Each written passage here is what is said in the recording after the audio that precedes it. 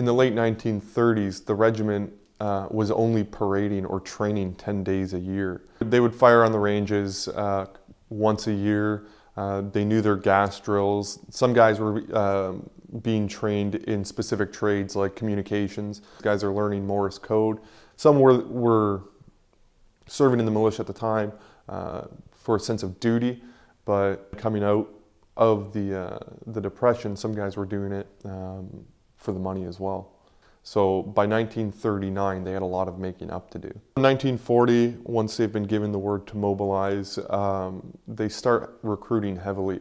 There's images of lineups in the St. Catharines Armory of men eager to enlist in the active force.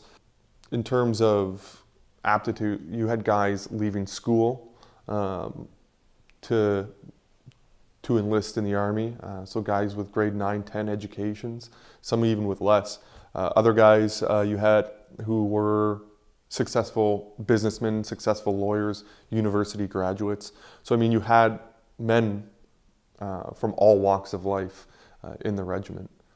They were looking at about 300 to 400 soldiers to fill the battalion, and it was filled very quickly. It was filled within a matter of months. By the time they had moved to Camp Niagara to begin more active training, they were already at a full-strength battalion.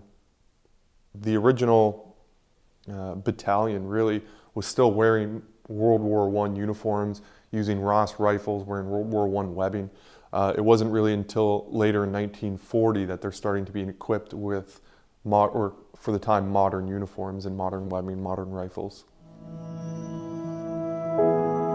A lot of their training was done throughout Niagara-on-the-Lake, done on the rifle ranges, which still exist today. So familiarization with their weapons, their Lee Enfields, their Bren guns, their Lewis machine guns, mortars, things like that. A lot of them were actually really keen to go overseas, especially for the first contingents in the regiment. I mean, they were all volunteers. Conscription wasn't even a thought. They had volunteered to go overseas and fight. As they're being shipped around Canada training, there's guys who are concerned that they're not going to actually get overseas and fight. It's not until late 1943, when the regiment finally gets shipped over to England and put into the 10th Infantry Brigade as part of the 4th Canadian Armoured Division, that they now know they have a spot in the active army. They are going to go overseas or cross the channel and fight through Europe.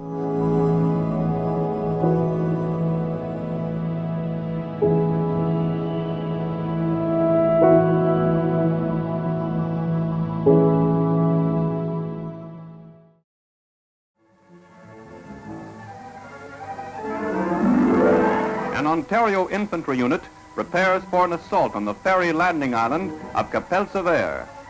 Used by the enemy for frequent attacks on the 1st Canadian Army, it presents a serious threat to operations. So the regiment itself, in early 1945, in January, is charged with taking a small island called Capelle-Sévère.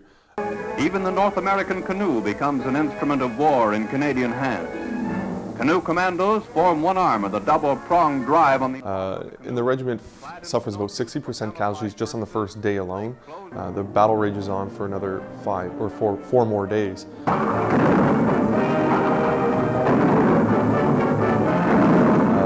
And after this battle, everything was seen, it was a dividing point for the regiment. Everything was seen either before Capelle-Sévère or after. So after Capelle-Sévère, they really see a new regiment, new guys from all over Canada. And after Capelle-Sévère, they continue the drive into the Rhineland and then ultimately into Germany. The regiment was really a family for these men, a second family. They had experienced things with their comrades and their peers that they would never be able to experience with some of the other people in their lives. These were guys that shared foxholes, shared rations, kept each other safe. So there was that bond.